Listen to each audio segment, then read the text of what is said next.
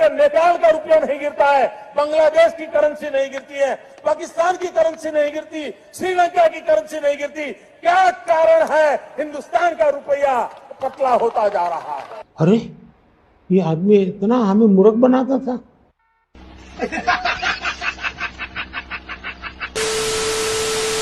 Hi friends, ನಾನಿವತ್ತು roast ಮಾಡಕ್ ಹೋಗ್ತಿರೋದು the ultimate lawyer dictator, ಸರ್ವಾಧಿಕಾರಿ ಶ್ರೀ ಶ್ರೀ ಹರ ಹರ ಮೋದಿ. ಹರ ಮೋದಿ, ಹರ ಹರ ಮೋದಿ, ಹರ ಹರ ಮೋದಿ. ಈ ವಿಡಿಯೋ ಕಂಪ್ಲೀಟ್ ಆಗಿ ಶ್ರೀ ಹರ ಹರ ಮೋದಿ ಅವರ ಕೆಲವು ಡಾರ್ಕ್ ಸೀಕ್ರೆಟ್ಸ್ ನ ಹುಡುಕಿ ಕೆದಕಿ ನಿಮ್ಮ ಮುಂದೆ ಇಡ್ತಾ ಇದ್ದೀನಿ. ನಿಮ್ಮ ಮುಂದಿನ ಭವಿಷ್ಯ ನನ್ನ ಕಣ್ಣು ಮುಂದೆನೇ ಇದೆ. ನೀವು ಈ ವಿಡಿಯೋದಲ್ಲಿ ಮೋದಿಯ ಅಸಲಿ ಸತ್ಯನ ನೋಡ್ತೀರಾ. ಮೋದಿ ಅವರ ಕೆಲವು ಸುಳ್ಳು ಭಾಷೆಗಳು, ಕೆಲವು ಫ್ರಾಡ್ಗಳನ್ನ, ಟೋಟಲ್ ಆಗಿ ಹೇಳಬೇಕು ಅಂತ ಅಂದ್ರೆ ಮೋದಿಜಿಯ ಕೆಲವು ಕುತಂತ್ರಗಳು, ಅವು ಇನ್ನು ಅಂಧ ಭಕ್ತರಿಗೆ ಕಾಣದೇ ಇರುವಂಥದ್ದು. देशवासियों, मैंने घर, परिवार, सब कुछ देश के लिए छोड़ा.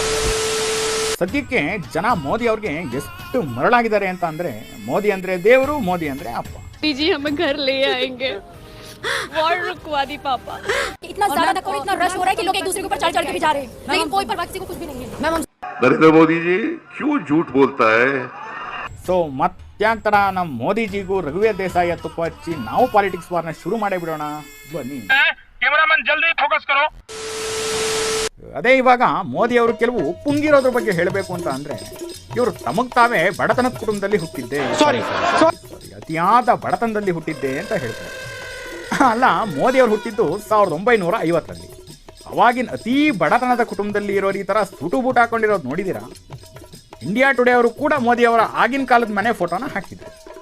ಅದೇನಷ್ಟು ದೊಡ್ಡ ಮನೆ ಅಲ್ಲ, ಬಟ್ ಆಗಿನ ಕಾಲದಲ್ಲಿ ಬಡತನದಲ್ಲಿ ಇರೋರ ಮನೆ ಅಂತೂ ಅಲ್ವೇ ಅಲ್ಲ. नरेंद्र मोदी जी क्यों झूठ बोलता है? ಮೋದಿ ಅವ್ರ ತಂದೆಗೆ 5 ಜನ ಗಂಡು ಮಕ್ಕಳು ಮತ್ತೆ ಒಂದು ಹೆಣ್ಮಗು. ಮೋದಿ ಅವ್ರ ತಂದೆ ಅವ್ರ ಜೀವನ ಪರ್ಯಂತ ಚಾ ಮಾರಿದ್ರು. ಆಕ್ಚುಲಿ ಹಂಗೆ ನೋಡಬೇಕು ಅಂತ ಅಂದ್ರೆ ಮೋದಿನ ಚಾ ಮಾರುವವನ ಮಗ ಅಂತ ಹೇಳಬೇಕು, ಮೋದಿನೇ ಚಾ ಮಾತಿದ್ದ ಅಂತ ಅಲ್ಲ.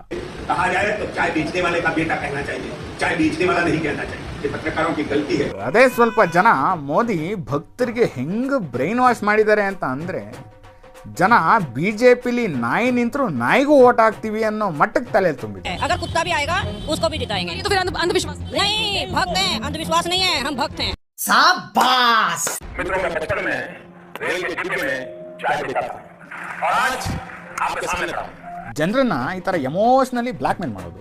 ಒಂದು ವೇಳೆ ಮೋದಿ ಅಂತ ಬಡತನದಲ್ಲಿ ಇದ್ದರೂ ಯೋಚನೆ ಮಾಡಿ, ಒಬ್ಬ ಒಳ್ಳೆ ನಾಯಕ ಆಗಬೇಕು ಅಂತ ಅಂದರೆ ಬಡತನ ಶ್ರೀಮಂತಿಕೆ ಯಾವುದು ಮ್ಯಾಟರ್ ಆಗಲ್ಲ.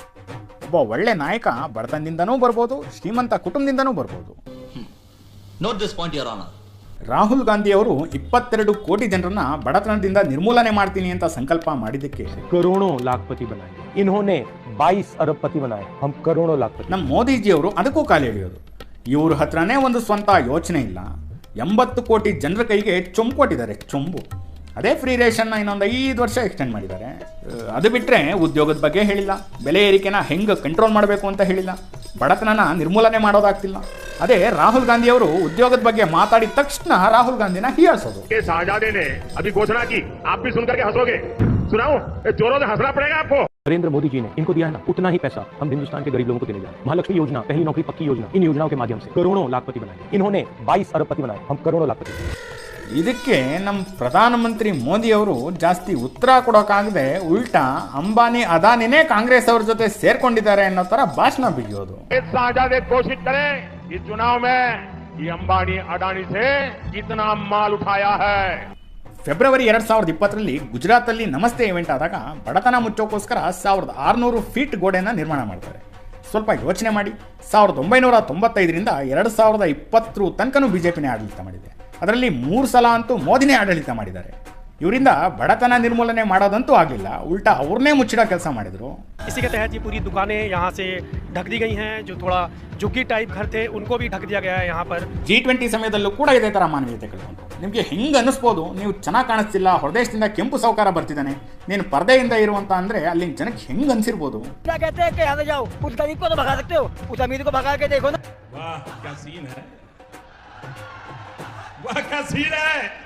नरेंद्र मोदी जी क्यों झूठ बोलता है?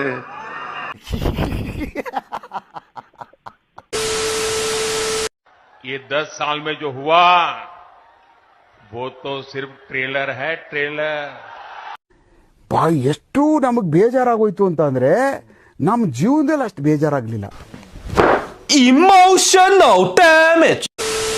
ಕೆಲವು ಅಂಧ ಭಕ್ತರು ಮೋದಿಜಿ ಅವ್ರ ಹೆಂಡತಿನ ಬಿಟ್ಟಿರೋದೇ ಅವ್ರ ಜೀವನದ ದೊಡ್ಡ ಸಾಧನೆ ಅನ್ನೋ ಥರ ಮಾತಾಡ್ತಾರೆ. ಏನಾದರೂ ಅರ್ಥ ಇದೆಯಾ ಈ ಮಾತಲ್ಲಿ? ಜನ ಈ ಥರ ಮಾತಾಡೋದು ಹೆಂಗಿರಲಿ, ಸ್ವತಃ ಮೋದಿನೇ ಎಷ್ಟೋ ಸಲ ಹೇಳಿದ್ದಾರೆ ದೇಶಕ್ಕೋಸ್ಕರ ಪರಿವಾರನೇ ಬಿಟ್ಟಿದ್ದೀನಿ ಅಂತ. देशवासियों, मैंने घर परिवार सब कुछ देश के लिए छोड़ा है. नरेंद्र मोदी जी क्यों झूठ बोलता है? ಇದು ಬಿಟ್ಟರೆ ಮೋದಿ ಅವಾಗವಾಗ ಹೇಳ್ತಾ ಇರ್ತಾರೆ ನಾನು 40 ವರ್ಷ ಭಿಕ್ಷೆ ಬೇಡ್ಕೊಂಡು ತಿಂದಿದ್ದೀನಿ ಅಂತ. ಕೆಲವು ಸಲ 35 ವರ್ಷ. 40 साल मैंने भिक्षा मांग करके खाया है. मैं 35 साल तक भिक्षा मांग करके खाया. ಇದು ಹೋಗ್ಲಿ ಬಿಡಿ, ಕೆಲವು ಸಲ ಮಾತಾಡಬೇಕಾದ್ರೆ ಮಿಸ್ಟೇಕ್ ಆಗೇ ಆಗ್ತವೆ. ಆದರೆ ಮೋದಿ ಫಸ್ಟ್ ಟೈಮ್ MLA ಆಗಿದ್ದು 2002ರಲ್ಲಿ. ಅವಾಗ ಇವರಿಗೆ 52 ವರ್ಷ. ಬಟ್ ಇವರು 1990ರಲ್ಲೇ ಅದು ಹೆಂಗೆ ಫಾರಿನ್ ಟೂರ್ ಮಾಡಿದ್ರು? ಅದು ಭಿಕ್ಷೆ ಬೇಡ್ಕೊಂಡು. ಮೋದಿ ಅವರು ಒಂದು ಇಂಟರ್ವ್ಯೂ ಅಲ್ಲಿ ಹೇಳ್ತಾರೆ ಇವರು ಫಸ್ಟ್ ಟೈಮ್ ಡಿಜಿಟಲ್ ಕ್ಯಾಮರಾನ 1987 ಅಥವಾ 1988ರಲ್ಲಿ ಯೂಸ್ ಮಾಡಿದ್ದೆ ಅಂತ. मैंने पहली बार डिजिटल कैमरा का उपयोग किया था 87-88 में से. ಅಂದ್ರೆ ಭಿಕ್ಷೆ ಬೇಡ್ಕೊಂಡು ಫಾರಿನ್ ಟೂರ್ ಮಾಡಿದ್ರು ಡಿಜಿಟಲ್ ಕ್ಯಾಮರಾ ಯೂಸ್ ಮಾಡಿದ್ದಾರೆ. ಅದು ಕೂಡ ಡಿಜಿಟಲ್ ಕ್ಯಾಮರಾ ರಿಲೀಸ್ ಆಗೋಕ್ ಮುಂಚೆನೆ. ವಾಹ್ ಮೋದಿಜಿ ವಾಹ್, वाह मोदी जी, वाह वाह वाह. तो फकीर आदमी है, झोला लेके चल पड़ेंगे जी. ಇಡೀ ಪ್ರಪಂಚದಲ್ಲಿ 1,40,000 ಸ್ಪೆಕ್ಟ್ ಹಾಕೊಳ್ಳುವಂತ ಸನ್ಯಾಸಿನ ಎಲ್ಲಾದ್ರೂ ನೋಡಿದೀರಾ? ವಯಸ್ಸಾದ ತಾಯಿಗೆ ನೋಟ್ಬಂದಿಗೋಸ್ಕರ ಲೈನಲ್ಲಿ ನಿಲ್ಸೋದು, ತಾನು 12 ಕೋಟಿ ಕಾರಲ್ಲಿ ಓಡಾಡೋದು.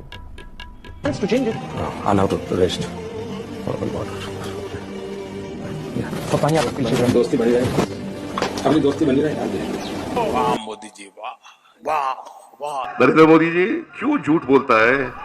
ಬಿಹಾರಲ್ಲಿ ಬೇರೆನೇ ಸಮೀಕರಣ ಇತ್ತು. ಮೋದಿ ಶಾಂತಿ ದೂತಂತರ ದೇಶನ ಧರ್ಮದ ಹೆಸರಲ್ಲಿ ಭಾಗ ಮಾಡಕ್ ಬಿಡಲ್ಲ. मैं जब तक जिंदा हूं मैं धर्म के आधार पर इस देश को बांटने नहीं दूंगा.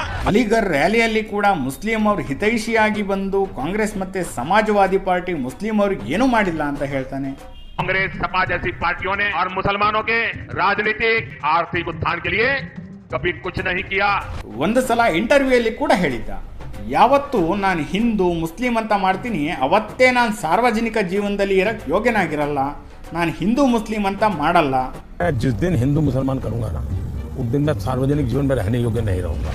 ನನ್ನ ಸಂಕಲ್ಪ ಇದು ಅಂತನೂ ಕೂಡ ಹೇಳಿದ್ದ. हिंदू मुसलमान नहीं करूंगा, ये मेरा संकल्प है. ಸ್ವಲ್ಪ ಜನಕ್ಕೆ ಕನ್ಫ್ಯೂಸ್ ಆಗಿರಬೇಕು ಮೋದಿ ಯಾರು ಪರವಾಗಿದ್ದಾನೆ ಅಂತ.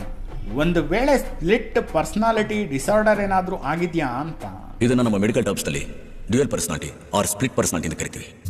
महिलाओं के सम्मान के साथ खिलवाड़ करता है तो उसे बख्शा नहीं जाना चाहिए. ಮಹಿಳೆಯರ ಮೇಲೆ ಇಷ್ಟೊಂದು ಭಕ್ತಿ ಇಟ್ಕೊಂಡಿರೋರು ಪ್ರಜ್ವಲ್ ರೇವಣ್ಣಗೋಸ್ಕರ ವೋಟ್ ಯಾಕೆ ಕೇಳಬೇಕಿತ್ತು ಅಂತೀನಿ. ಬ್ರಿಜ್ ಭೂಷಣ್ ಮಗನ್ಗೆ ಟಿಕೆಟ್ ಯಾಕೆ ಕೊಡಬೇಕಿತ್ತು ಅಂತೀನಿ.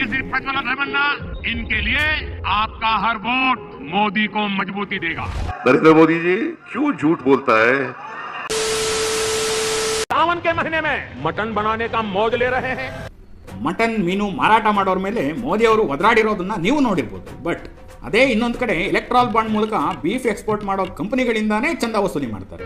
ಇದೊಂದು ಬದುಕಿ, ಇದೊಂದು ಜನ್ಮವೇ, ಎಂತಹ ದುರ್ವಿಧಿ, ಇದೆಂತಹ ದುರ್ವಿಧಿ. ಶ್ರೀರಾಮನ ಮುಖದಲ್ಲಿ ನಮಗೆ ವಿನಮ್ರತೆ, ಸೌಮ್ಯತೆ, ಕರುಣೆ ಕಾಣಿಸುತ್ತೆ. ರಾಜ ರವಿವರ್ಮ ಅವರ ಈ ಐಕಾನಿಕ್ ಆದಂತಹ ಪಿಕ್ ನೋಡಿ. ಭಾರತದ ಕೋಟ್ಯಾಂತರ ಮನೆಗಳಲ್ಲಿ ಈ ಫೋಟೋನ ನೀವು ನೋಡಿರ್ತೀರ. ಬಟ್ ಇವಾಗ ಇದರಲ್ಲೂ ದ್ವೇಷ ಹುಡುಕ್ಬೇಕಲ್ವಾ, ಅದಕ್ಕೋಸ್ಕರ ಶ್ರೀರಾಮನ್ ಫೋಟೋನೇ ಚೇಂಜ್ ಮಾಡಿಬಿಡೋದು. ನೀವು ಕೆಲವು ವರ್ಷಗಳಿಂದ ನೋಡ್ತಿರ್ಬೋದು, ಕೋಪದಲ್ಲಿ ಇರೋ ರಾಮನ್ ಫೋಟೋಸ್ ಮತ್ತೆ ಹನುಮನ್ ಫೋಟೋಸು ಕಾರ್ಗಳಿಂದ ಹಚ್ಚೋದು. ಶ್ರೀರಾಮ ಹಿಂಗೇ ಇದ್ರು ಅಂತ ಬ್ರೈನ್ ವಾಶ್ ಮಾಡೋದು. नरेंद्र मोदी जी क्यों झूठ बोलता है? ಸ್ವಲ್ಪ ಜನ ಅಂಧ ಭಕ್ತರು ಮೋದಿನ ಶಕ್ತಿಮಾನ್ ಅಂತ ಕರೆದ್ರು. ಮೋದಿನ ಶಕ್ತಿಮಾನ್ ಮಾಡಬೇಕು ಅಂತ ಅಂದರೆ ಆಪೋಸಿಟ್ ಲೀಡರ್ನ ಪಪ್ಪುನೇ ಮಾಡಿಬಿಡೋದು. ವಾಟ್ಸಪ್ಪಲ್ಲಿ ಎಡಿಟ್ ಮಾಡಿ ರಾಹುಲ್ ಗಾಂಧಿನ ಜೋಕರ್ ಥರ ತೋರಿಸೋದು. ರಾಹುಲ್ ಗಾಂಧಿಗೆ ಏನು ಬರೋದೇ ಇಲ್ಲ, ಗೊತ್ತೇ ಇಲ್ಲ, ರಾಹುಲ್ ಗಾಂಧಿಗೆ ಬುದ್ಧಿನೇ ಇಲ್ಲ ಅನ್ನೋ ಥರ ಮಾಡೋದು.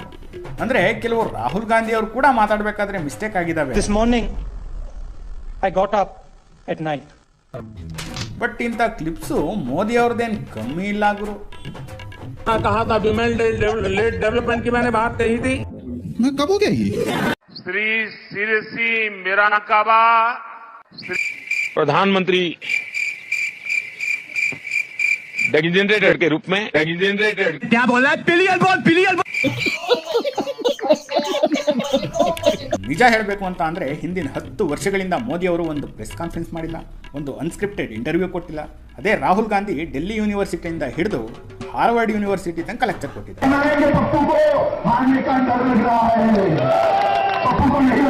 ಬೇರೆಯವರಿಗೆ ಪಪ್ಪು ಅನ್ನೋಕ್ಕೂ ಮೊದಲು ನಮ್ಮಲ್ಲಿ ಎಷ್ಟು ಪಪ್ಪು ಇದ್ದಾರೆ ಅಂತ ನೋಡಿ. ಹಾಗೆ ಮಾಜಿ ಸುಪ್ರೀಂ ಕೋರ್ಟ್ ಜಡ್ಜಸ್ಗಳು ಮೋದಿ ಮತ್ತು ರಾಹುಲ್ ಗಾಂಧಿ ಇಬ್ಬರಿಗೂ 1v1 ಡೆಬೇಟ್ಗೆ ಇನ್ವೈಟ್ ಮಾಡಿದರು. ರಾಹುಲ್ ಗಾಂಧಿ ಈ ಇನ್ವಿಟೇಷನ್ ಆಲ್ರೆಡಿ ಅಕ್ಸೆಪ್ಟ್ ಮಾಡ್ಕೊಂಡಿದ್ದಾರೆ. ಬಟ್ ಮೋದಿ ಕಡೆಯಿಂದ ಇನ್ನೂ ಏನೂ ರೆಸ್ಪಾನ್ಸ್ ಬಂದಿಲ್ಲ. ಒಂದು ವೇಳೆ ಇಬ್ಬರು ಡೆಬೇಟ್ ಮಾಡಿದ್ರೆ ಜನರಿಗೂ ಗೊತ್ತಾಗುತ್ತೆ ಯಾರು ಬುದ್ಧಿವಂತರಿದ್ದಾರೆ, ಯಾರಿಗೆ ನಾಯಕ ಆಗೋ ಅರ್ಹತೆ ಇದೆ, ಸಾಮರ್ಥ್ಯ ಇದೆ ಅಂತ. ಓಕೆ ಫ್ರೆಂಡ್ಸ್, ನೋಡಿದ್ರಲ್ಲ, ಈ ವಿಡಿಯೋನ ಇಲ್ಲಿಗೆ ಮುಗಿಸ್ತಾ ಇದ್ದೀನಿ. ನಿಮಗೆ ವಿಡಿಯೋ ಏನಾದರೂ ಇಷ್ಟ ಆಗಿದ್ರೆ ಲೈಕ್, ಶೇರ್ ಮತ್ತು ಕಾಮೆಂಟ್ ಮಾಡಿ.